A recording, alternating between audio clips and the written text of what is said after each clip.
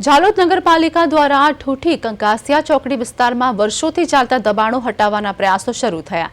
JCB tractor અને police બંદોબસ્ત સાથે પાલિકાની ટીમ મેદાનમાં ઉતરી।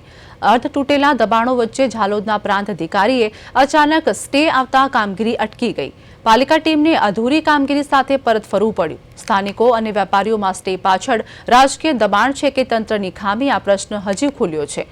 અર્ધ તૂટેલા દબાણો ઝાલોદમાં મુખ્ય ચર્ચાનો વિષય બની ગયો છે।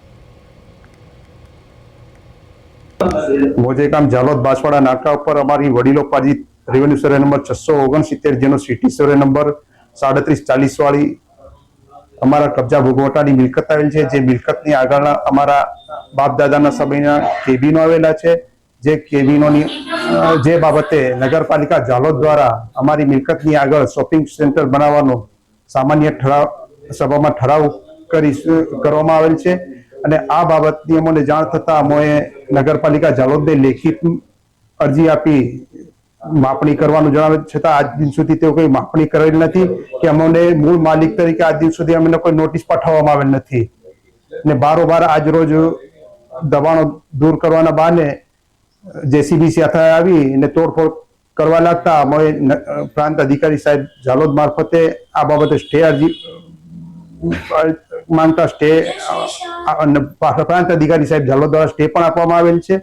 અને આ બાબતે નગર કેબિન ધારકોને થયેલ નુકસાન, આર્થિક નુકસાન બદલ તેમજ સદર બાબતે અમે આગળની કાનૂની કાર્યવાહી કરીશું।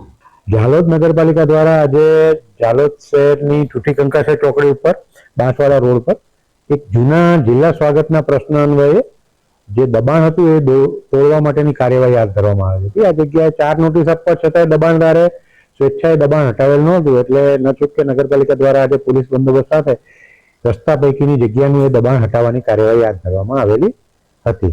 નગરપાલિકાની આ કાર્યવાહી ચાલુ હતી એ દરમિયાન માનનીય પ્રાંત અધિકારી શ્રી ઝાલોદ દ્વારા આ કામે એક મનાઈ હુકમ આપવામાં આવતા જે તે સ્થિતિએ કામગીરી બંધ કરી અને યથાવત સ્થિતિ જાળવી રાખવામાં આવેલ છે।